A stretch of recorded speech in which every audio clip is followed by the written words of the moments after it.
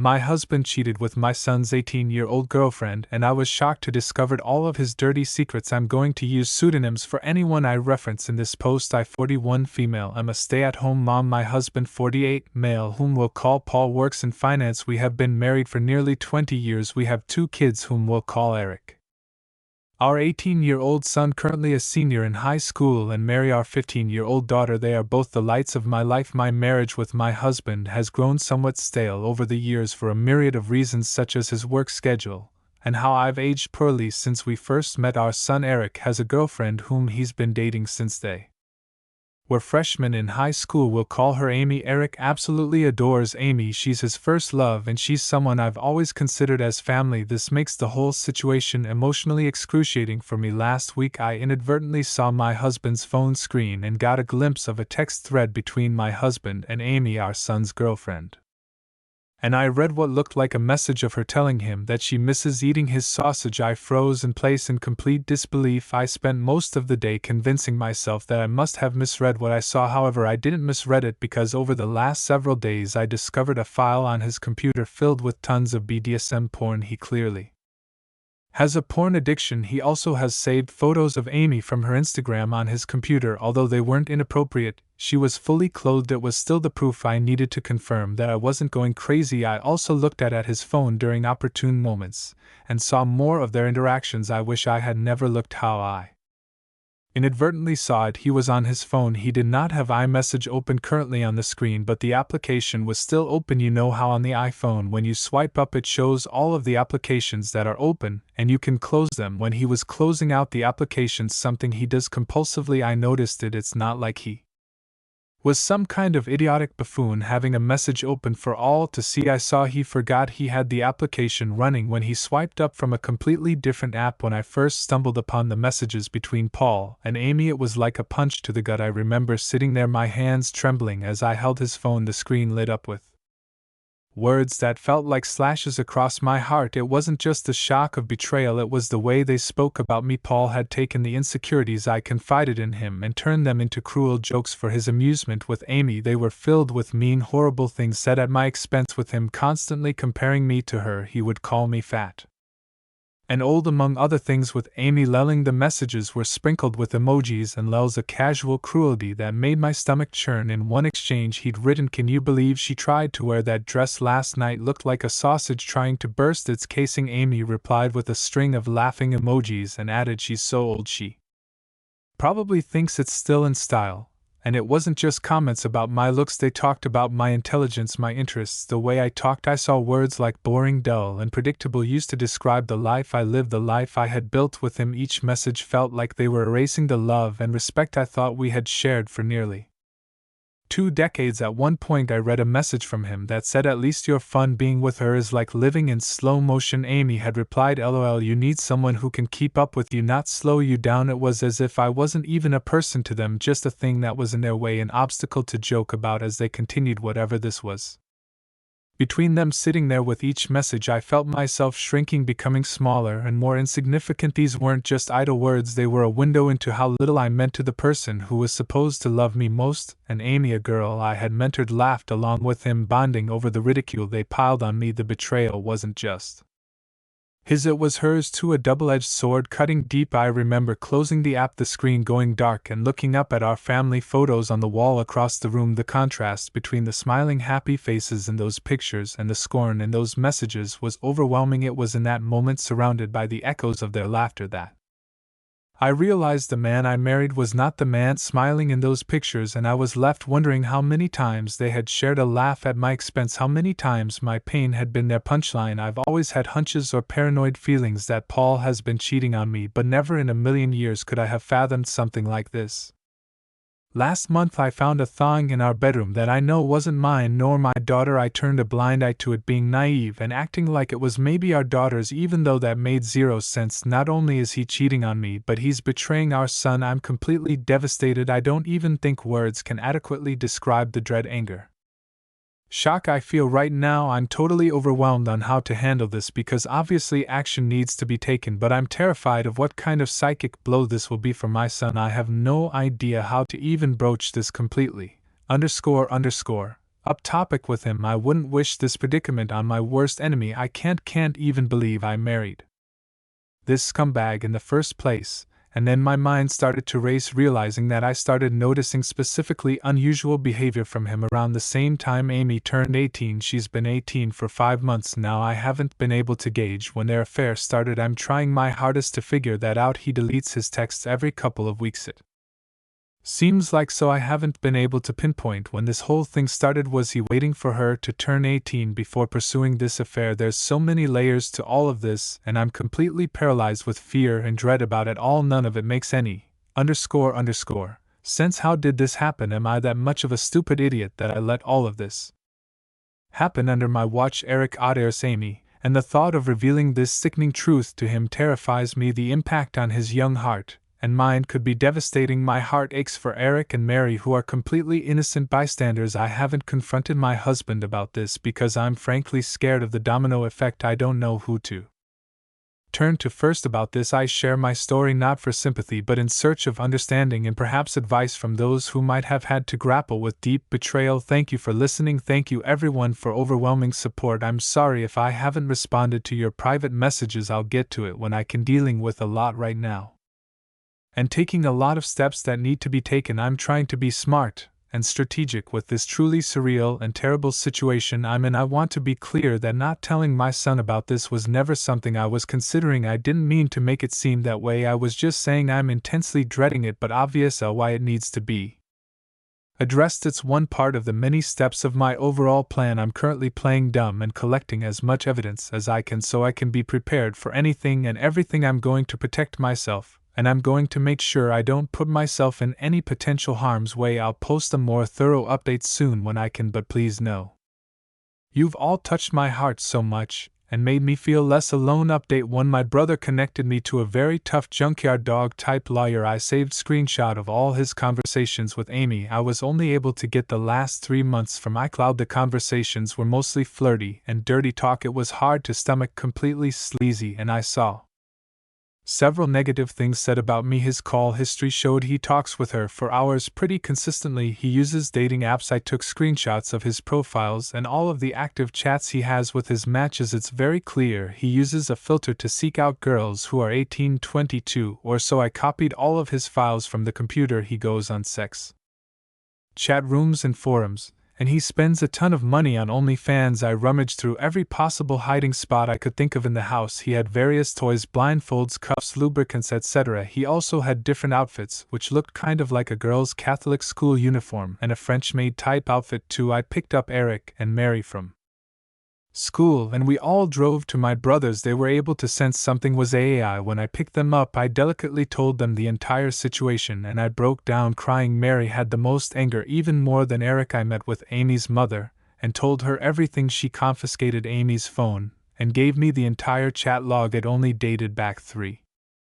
months, like on my husband's cloud, almost as if they both deleted the messages at the same time. She told me. Amy sobbed when confronted. Amy basically told her mother that she will never understand and that she and him are in love. I don't want to get into too many details with what else she was saying, but suffice to say it's very easy to assume that my husband slowly and methodically became a sage-like figure in her life, making her feel she could rely on him, and he took advantage of the fact that she came from a broken home. Amy is also non-stop insistent that their friendship only became romantic physical recently, and before that she said he was more of a friend and mentor. I confronted Paul over Zoom the moment I hit join on the Zoom call. My heart was hammering in my chest. I could barely hold the mouse steady. As soon as Paul's face popped up on the screen, I knew this wasn't going to be a calm discussion. His face was flushed, his hair disheveled, as if he'd been running his hands through it all morning, and his eyes, they were wild, darting around before they locked onto the camera. The look on his face was scary. He became red and looked so sweaty. He had anger and panic in his eyes. His tone of voice was very defensive and frightening. I started off trying to keep my voice steady. Paul, we need to talk about what's been going on. Before I could even get another word out, he cut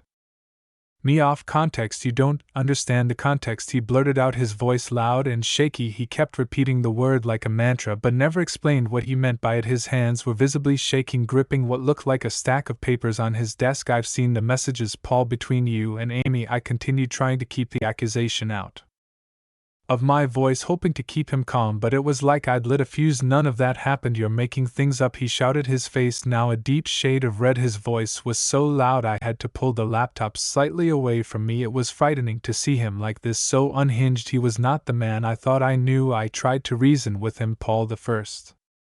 Have screenshots. I've seen everything. Please, we need to discuss how we're going to handle this situation with the kids. He slammed his fist on the desk, making the camera shake. You have no right to take my kids away from me. You're trying to ruin everything. His tone was accusatory, and each word felt like a verbal assault. I remained where I was, my own hands now trembling. Paul, you need to calm down. We need to figure out a way to. I don't need to calm down. You're the one who is overreacting. You're the one who's destroying our family. His words were almost a growl, now his face so close to the camera that I could see beads of sweat on his forehead. It was then that the real fear set in. The intensity in his eyes, the anger in his voice, it all pointed to a man who was losing control. I realized I wasn't just dealing with infidelity, but with someone who could potentially be a danger to me and the kids. His demeanor was threatening, almost as if he was right there in the room with me, ready to explode. He kept yelling the word context over and over again, and that none of that happened. He was unable to speak without constant stutters and intensity. Nothing really made any sense to me. I refused to tell him where I was, and he said I had no right to take his kids away from him. I'm ending this call, Paul. We will talk later when you're able to discuss this calmly, I said, my voice barely a whisper. You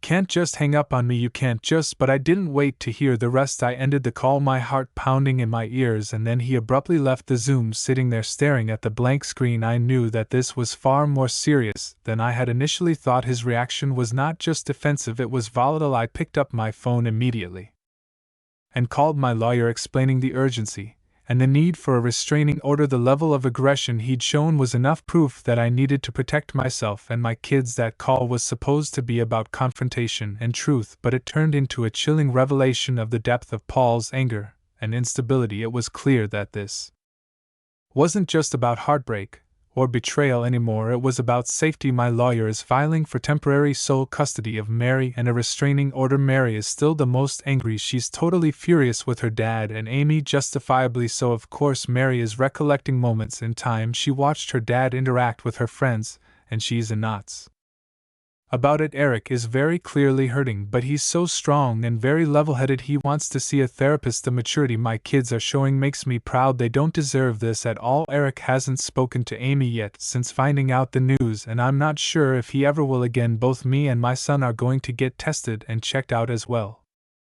There's no telling how many different women he's been sleeping around with. As for Amy, her mom has been in contact with me, and Amy has been threatening to run away with him because they are in love. We made the authorities aware of everything. I plan on being completely unforgiving and ruthless in this divorce. I'm reflecting on how I've been treated and how it's made me a shell of myself, and how I've had a very negative opinion of myself because of him over the last 20 years. I don't want to let this scumbag get away with it. I want to reinvent myself and move on stronger than ever. Update 2. Thank you again for all the love and encouragement. It gives me comfort and means so much to me. I've received many comments and messages accusing me of faking this story, which oddly also provides comfort because all of this feels unreal even to me. It validates my own feelings that there are people out there who can't even fathom this being true. I wish it were fake. I've been focusing on and worrying about how others are feeling over this, somewhat ignoring my own feelings, which I'm trying to change. I range from anger to numbness like a light switch. We're all safe and still at my brother's house. We're very careful and his house is secured. Paul has tried to call my cell phone several times a day. I am refusing to interact with him,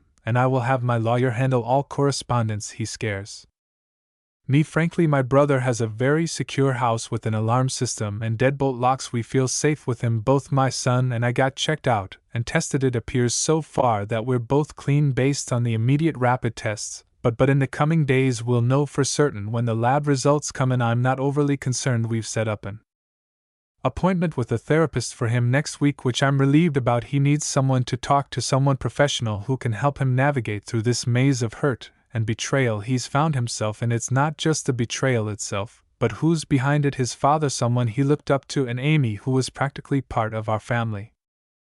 That's a lot for anyone, let alone an 18-year-old, to process. He's not himself right now. He seemed a bit shell-shocked, and I am concerned he internalizes a lot, and it's hard to get a read on what's going on in his head despite his own turmoil. Eric's concern for me has been touching, almost heart-wrenching. He often asks, "How are you holding up, Mom?" His voice carries a maturity that it shouldn't have at his age. It's clear he's trying to shoulder some of my burden too, to be strong for both of us, but I can see it's wearing on him. Every so often I catch that look in his eyes, a mix of sadness and resolve that no child should have to bear towards their parents he's not interested in corresponding with.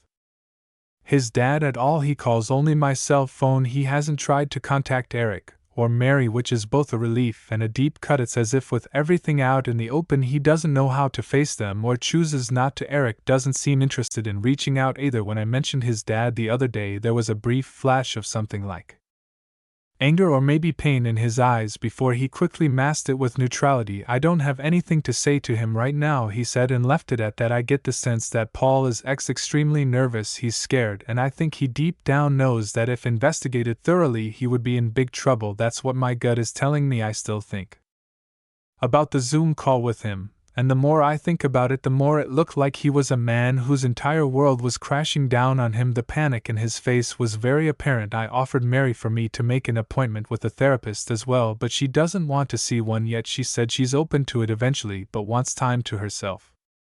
She's been asking her friends about her dad and if they experienced any creepiness from him. Her friends were open and honest with her, and apparently they felt like he stared a lot and sensed his hovering presence whenever they were over. One of Mary's friends went so far as to say that she felt like he was checking her out a lot, like looking at her rear and complimenting the color of her yoga pants. At the time no issue was brought up about it, but in light of everything that has been happening it seems strange now. He would sit himself in different areas or vantage points to get a good view of her. She claimed he also asked questions about what kind of friend group or which clique they were in.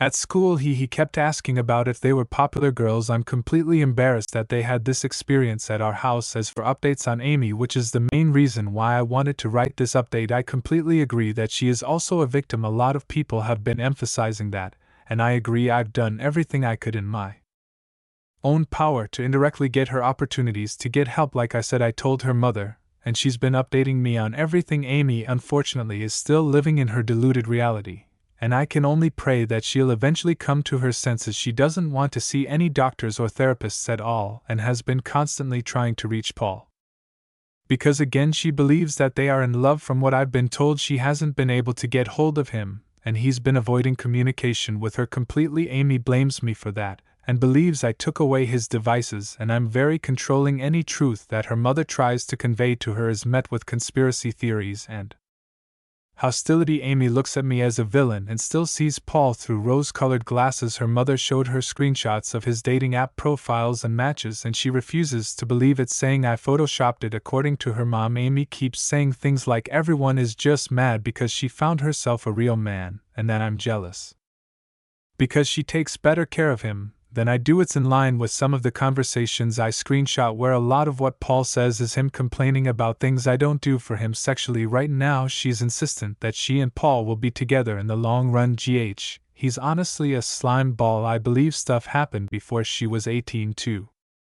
I'm not sure when things got actually fixed, physical or romantic, but I do think his grooming started as soon as she came into the picture, when Eric started dating her freshman year. This mentor and a friend that Amy alluded to had to start right away, and the way she's acting now, being so indebted and believing every single thing he says, shows that his effect on her had to be over a long period of time. She only turned 18 like 5 months ago. Her behavior and infatuation for him seemed so strong that it couldn't possibly be only 5 months of them being together. The only thing we can really hang our hat on is the possibility of Amy having an epiphany of the reality of her situation, and she opens up candidly about when it began, but because she's 18 currently, and has no interest in saying or doing anything that could potentially put Paul in legal trouble, nothing really can be done unless they find out about other girls that I have no idea about yet. I can only hope that Amy comes to her senses, but me directly intervening doesn't feel like it would be productive at the moment. Maybe eventually though. Update April 3, 8, 2024. The support again has been overwhelming, and I'm very grateful. Sadly, I've received a lot of negative, accusatory, harassing private messages from people here who think I'm faking this story. Someone made a comment on some post somewhere claiming that my story has been debunked, and people believe that person. I've seen an uptick in negative messages accusing me of making this up for money. I'm not asking for money at all. Coming here was completely rooted in emotional desperation, and I didn't expect anyone to get invested in my story this way, but again, I'm not looking for anything out of this. I have no reason to lie. I'm not gaining anything from this. If you don't believe me, that's fine, I don't care, but the only thing I ask is to not cross the line and start sending me private messages that are mean-spirited or accusatory. The only reason I'm continuing to post is because of those of you who've sent me love here, and the support really lifted my spirits. As for the divorce, it's very much underway. I'm not going to get into the specifics of it all because it's ongoing and I want to make sure everything is going to go smoothly. I got temporary custody of Mary. Paul also has to pay temporary child support. There's a protective order. Paul can't contact us or come near us right now. We're just focusing on getting through this legal mess. Again, not getting into specifics because I don't want to mess anything up, but what I'll say is I'm very confident, divorce aside, that there's overwhelming evidence against Paul that will get him in serious trouble, and it will impact him for the rest of his life. I'm sure eventually I can share more about that. I know a lot of people are concerned about his predatory ways, and I just wanted to convey this even though I have to be vague right now. Justice will come. All of your concern about how my kids are doing psychologically means a lot to me. Eric has been to therapy twice over the last 2 weeks. I know some people thought I was dismissive of him and acting like he's doing okay. I very much know that he's hurting internally, and we're doing everything we can to make sure he knows he is supported and loved. My brother has been amazing in spending time with Eric and Mary, and both of them have confided in him about a lot. My brother has a very healthy marriage, and both he and his wife have really stepped up to the plate for all of us. Mary has not seen a therapist yet, but she promises that she will be open to seeing one soon. Her anger has mostly turned into sadness, I noticed, and I hope I can get her to see a therapist soon. Her friends have played a key role in this whole thing, and that's something that Mary has been grappling with as well. I know a lot of people are invested in the well-being of Amy as well. There were a lot of questions about whether Eric and Amy would still see each other at school. It sounded like they go to the same school, but they do not. Eric and Amy went to the same junior high school and knew each other even then, but Amy ended up going to an all-girls Catholic high school, while Eric and Mary too stayed in the public school system. We all lived in the same town, and over the summer heading into freshman year is when they were getting to know each other, and when they started dating. I wish I had a better Amy update, but it's gotten a lot worse since the last update. After everything blew up, Paul has actually been seeing Amy despite her mother trying to force her not to see him. She tells me that Amy says she's 18 and an adult, and she can do what she wants. Amy thinks she's grown. Her mother confided to me just yesterday, her voice laced with frustration and worry. She keeps telling me she's 18 and an adult, and she can make her own decisions. Her voice sounded exhausted. Trapped in an impossible situation. Her mother is in a precarious spot because if she kicks Amy out of the house for defying her, something that she has threatened to do, which I think is a mistake, she would just run to Paul permanently. The time she spends with Paul has increased over the last week, despite the fact that Paul initially ghosted her. When all of this first hit the fan, there were some days where Amy would just be gone for hours on end. Her mother tried grounding her, taking away her car keys, even limiting her phone use, but Amy found ways around every barrier. She's sneaking out at night, her mother told me, her voice breaking. I wake up at 3 a.m. and her room is empty. She won't tell me where she's been, but I just know it's with him. I can't help but feel a mix of anger and sorrow for Amy. She's caught in this toxic cycle, believing she's in a relationship when it's clear she's being used. Paul has not changed. His patterns are the same, only the target has shifted. The worst part is feeling so helpless about it all. I've suggested therapy, talked about getting her professional help, but Amy is stubborn, blinded by what she thinks is love. It's heartbreaking and infuriating at the same time. There's only so much I could do with the Amy situation, but again, I do believe things will turn around soon with that, given what I know about Paul and what's to come. I can only pray that Amy can get help and guidance when more hits the fan. I'm doing everything I can with my own kids and my own mental health, and Amy's mom knows she has my support, and that's all I could really provide.